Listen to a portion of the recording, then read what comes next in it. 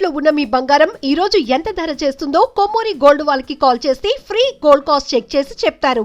నమస్కారం, welcome to Suman TV. నేను గీతాంజలి. ప్రస్తుతం మనతో పాటు ఇస్కాన్ నుంచి ప్రణవానంద ప్రభుజీ ఉన్నారు. వారితో మాట్లాడదాం. హరే కృష్ణ ప్రభుజీ. హరే కృష్ణ. గురు పౌర్ణిమ, ఆషాఢ శుద్ధ పౌర్ణమిని గురు పౌర్ణమి అంటారు, వ్యాస పౌర్ణిమ అంటూ ఉంటారు. చాలా విశిష్టత ఉంది పౌర్ణమికి అని చెప్తాను. అంటే ప్రతి నెల వచ్చే పౌర్ణమిలు తెలుసు మనకి, కొన్ని మాత్రం ప్రత్యేకంగా ఉంటాయి. శ్రావణ పౌర్ణిమ, కార్తీక పౌర్ణిమ, మాఘ పౌర్ణిమ, ఇలా. అందులో విశేషంగా చెప్పుకునేది ఆషాఢ పౌర్ణిమ గురించి. విశిష్టత ఏంటండి? అసలు ఆ రోజున ఏం చేయాలి, ఎవరిని పూజించాలి, ఎవరిని ఆరాధించాలి, ఇలా చాలా సందేహాలు ఉన్నాయి అందరికీ. వీటి గురించి వివరించి. మనకి వ్యాస పూర్ణిమ అని అంటారు.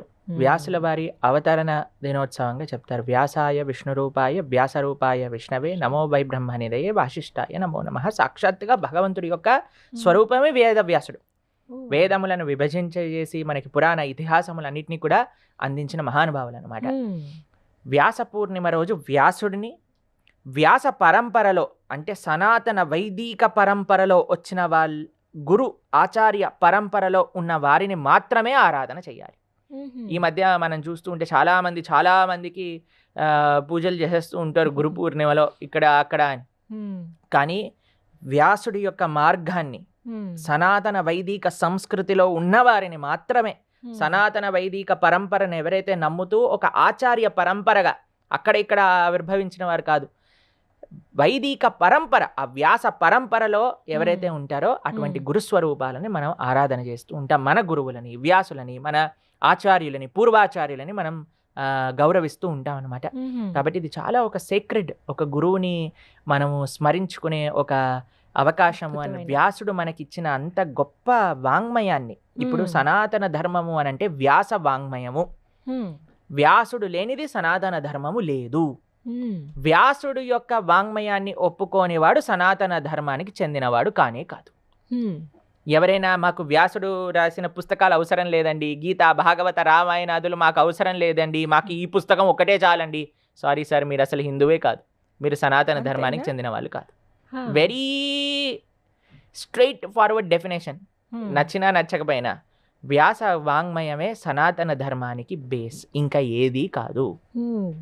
ప్రస్థానత్రయము అని అంటారు ఉపనిషత్తులు, బ్రహ్మసూత్రములు, భగవద్గీత.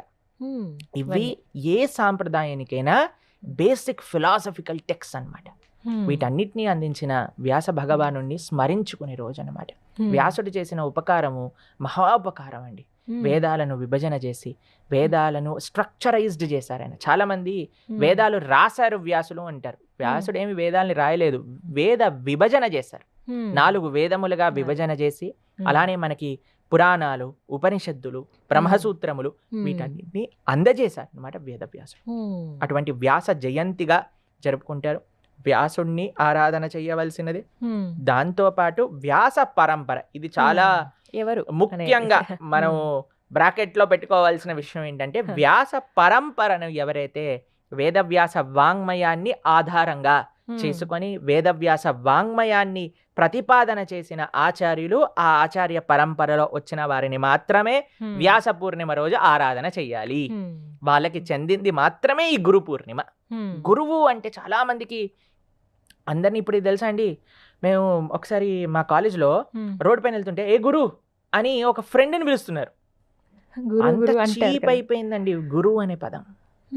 గురువు అనంటే ఎవరైతే జీవుడికి అత్యంత గొప్ప శ్రేయస్సుని ఇస్తాడో అటువంటి వాడిని గురువు అని అంటారు. ఎవరైతే మనకి భగవంతుడిని చూపిస్తారో, భగవంతుడి గురించి తెలియజేస్తారో అటువంటి వాడిని గురువు అంటారు.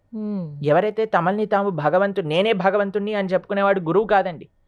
గురువు యొక్క లక్షణం ఏమిటి అనంటే, అయ్యా ఈయన భగవంతుడు, నువ్వు భగవంతుడికి శరణాగతి చెయ్యాలి అని చెప్పేవాడే గురువు.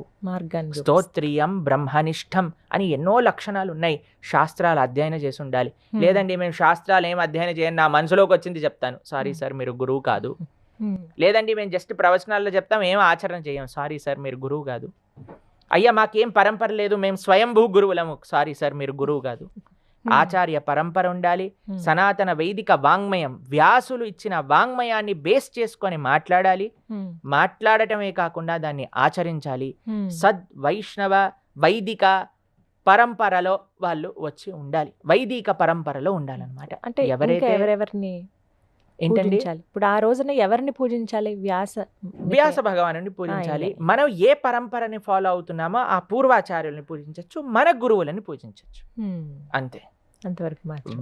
వ్యాస వాంగ్మయానికి వ్యతిరేకంగా మాకు వ్యాస వాంగ్మయమే అవసరం లేదు అన్న వాళ్ళు గురువులు ఎప్పటికీ కాలేరు. అటువంటి గురువులను మనం ఆరాధన చేయకూడదు కూడా. ఎలా ఆరాధించాలి ఆ రోజున ఆరాధించే ఇప్పుడు విధానం చూడండి, చెప్పండి. గురువుకి ఇంకా ఒక శిష్యుడికి ఉండే ఒక సంబంధం అత్యంత సెక్రెట్ సంబంధం, అత్యంత స్పెషల్ సంబంధం.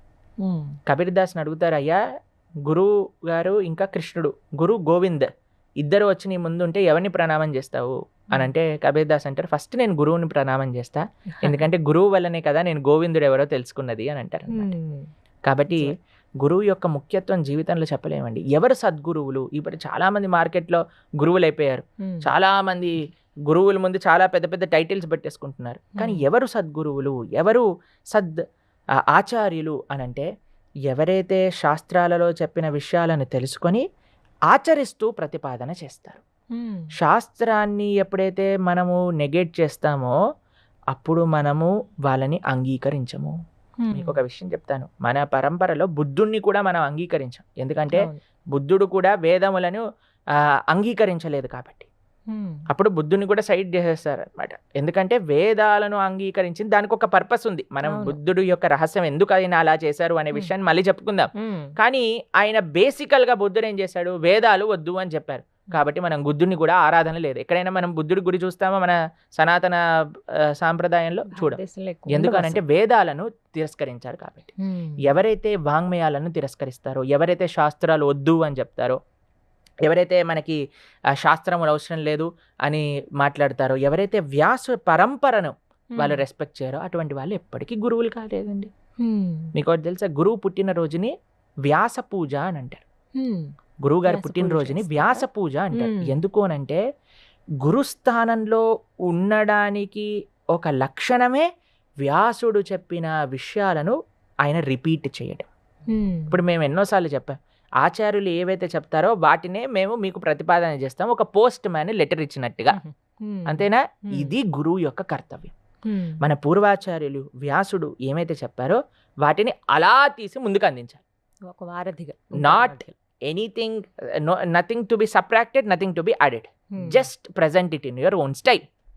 కానీ మనకి వేద వ్యాసుడు వాంగ్మయం అవసరం లేదు, ఎటువంటి పురాణ ఇతిహాస విషయాలు ఏం అవసరం లేదు, నీ అంతటా నువ్వే ఒక మ్యానుఫ్యాక్చర్ చేసుకొని చెప్తాను, లేదా నాకంత తెలుసు నా నుంచే వినండి, లేదా నేనే భగవంతుణ్ణి నన్నే ఆశ్రయించండి, లేదా భగవంతుడు ఈయన కాదు, ఈ వేరే మతానికి చెందినవాడు ఈశ్వరుడు అని చెప్పే వాళ్ళు ఎవరిని కూడా మనం గురువుగా స్వీకరించకూడదు, వాళ్ళ ఆరాధన చేయకూడదు. కాబట్టి ఇది సనాతన ధర్మానికి అన్నిటికంటే పెద్ద థ్రెట్ ఏంటి అంటే ఎవరైతే ఆథరైజ్డ్ పరంపరలో లేరో వాళ్ళని ఆరాధన చెయ్యటము, వాళ్ళని ప్రామాణికంగా తీసుకోవటము. సనాతన ధర్మంలో జ్ఞాన సముపార్జన, గురువు యొక్క పద్ధతి ఏంటో తెలుసా అండి? జ్ఞానాన్ని మనకి ఇవ్వటం. తత్విద్ధి ప్రణిపాతేన పరిప్రశ్నేన సేవయా ఉపదేక్షంతి తే జ్ఞానం జ్ఞానినః తత్వదర్శినః. కృష్ణుడు భగవద్గీతలో ఒక విషయం చెప్పారు, నీకు ఆధ్యాత్మిక జ్ఞానం కావాలంటే ఒక గురువు దగ్గరికి వెళ్ళి కూర్చొని చక్కగా ఆయన చెప్పే ప్రవచనాన్ని శ్రవణం చేస్తూ, ఆయనకి సేవ చేస్తూ, ఆయన దగ్గర నుంచి ప్రశ్నలు అడుగుతూ నువ్వు జ్ఞానాన్ని సముపార్జన చెయ్యి. మన సనాతన ధర్మంలో ఎక్కడ కూడా చేతులు పెట్టి జ్ఞానం ఇవ్వటం, మ్యాజికల్ చేసి జ్ఞానం ఇవ్వటం లేదండి. కేవలం ప్రవచన మార్గంతో, శ్రవణంతో మాత్రమే జ్ఞాన సముపార్జన అనేది లభించింది. కాబట్టి ఎంత గొప్ప ఆచార్యుల యొక్క జీవితాలను చూసినా సరే వాళ్ళు శ్రవణం చేసి గురువుతో కనెక్షన్ని ఏర్పాటు చేసుకున్నారు. కాబట్టి అటువంటి ఎవ్వరు చేసిన మోసాలలో మనం పడకూడదు. జాగ్రత్తగా మనం కేర్ఫుల్గా ఎవరు వైదిక ధర్మాన్ని, వ్యాసుడు చెప్పిన ధర్మం అంటే ఏంటండి? వ్యాసుడిచ్చిన వాంగ్మయంలో, మన వేదములలో, మన ఇతిహాసములలో, మన పురాణములలో ఎవరినైతే దేవుడుగా ప్రస్తావన చేశారో వాళ్ళే మనకి భగవంతులు. కానీ ఇక్కడ అక్కడ వచ్చేసిన వాళ్ళందరూ భగవంతులు కాదనమాట. భగవంతుడి యొక్క అవతారం ఏంటి? ఇప్పుడు మీరు అంటున్నారు కదా, ఇందాక మీరు అన్నారు కల్కి సినిమాలో కల్కి గురించి చెప్పారని. అన్ని లక్షల సంవత్సరాలు కలియుగంలో ఎండ్ అయ్యే కల్కి అవతారం గురించి వేదవ్యాసుడు ప్రస్తావన చేశారంటే మధ్యలో ఉండే దేవతలందరి గురించి ఎందుకు చెప్పలేదంటారు? అంటే వేదవ్యాసుడు పరిణితి కాదంటారా ఈ భగవంతులందరిది కూడా? చాలా మంది అలా అనుకుంటారనమాట. అయ్యో పాపం వేదవ్యాసుడు ఎన్నో సంవత్సరాల ముందున్నాడు కదండి, అందుకే పాపం తెలియలేదు ఈయన వస్తాడని. కలికిని చూసిన ఆయన వీణనెందుకు చూడలేదట పాపం? కాబట్టి వేదవ్యాసుడు మొత్తం దృష్ట, మీరు భాగవతంలో లాస్ట్ క్యాంటో 12th క్యాంటో చదివితే అసలు కలియుగం ఎలా ఎలా ప్రోగ్రెస్ అవుతుంది, కలియుగం ముందుకు వెళ్తూ వెళ్తూ వెళ్తూ ఎలాంటి లక్షణాలు వస్తాయి, మానవులు ఎలా అయిపోతారు, అన్ని విషయాలు A to Z వ్యాసుల వారు రాశారు. ఇందులో పొందుపరుచున్నాయండి ఇవన్నీ. శ్రీమద్ భాగవతం 12th స్కందం మనం చదివితే. కాబట్టి అన్ని వ్యాసుల వారు, వ్యాసుడు సాక్షాత్తుగా భగవంతుడికి తెలియంది ఇంకేమైనా ఉంటుందా అండి? అయితే ఆ రోజు భాగవతం చదవటం ప్రారంభించవచ్చా? తప్పకుండా. ఇంకా వ్యాసులు విల్ బి మోస్ట్ హ్యాపీ. ఎందుకంటే ఆయన అన్నిటికంటే గ్రేటెస్ట్ రియలైజేషన్ తో రాసిన పుస్తకమే శ్రీమద్ భాగవతం. కాబట్టి అటువంటి పుస్తకాన్ని కానీ చదువుకోవటం స్టార్ట్ చేస్తే చాలా ఆ రోజున ప్రారంభిస్తే చాలా మంచి విశేషం. ఆ రోజు చాతుర్మాస్యం కూడా ప్రారంభం అవుతుంది. 4 నెలలు నియమంగా నిష్టంగా మనం ఉండడానికి ప్రయత్నం చేస్తూ ఉండాలి. ఎవరైతే సన్యాసాశ్రమం తీసుకుంటున్నారో వాళ్ళకి చాలా సీక్రెట్ పీరియడ్ అనమాట ఈ చాతుర్మాస్య దీక్షలు అని కూడా చేస్తూ ఉంటారు. కాబట్టి చాలా ముఖ్యం. గురు పూర్ణిమ, వ్యాస పూర్ణిమ. గురు పూర్ణిమ అంటే వ్యాస పూర్ణిమ, వ్యాసుడికి మన యొక్క కృతజ్ఞత తెలుపుకునే రోజు. అది ముఖ్యం. హరే కృష్ణ ప్రభుజీ. హరే కృష్ణ, హరే కృష్ణ. సుమన్ టీవీలో మీ పర్సనల్ అండ్ బిజినెస్ ప్రమోషన్స్ కోసం కింది నెంబర్కి కాంటాక్ట్ చేయండి.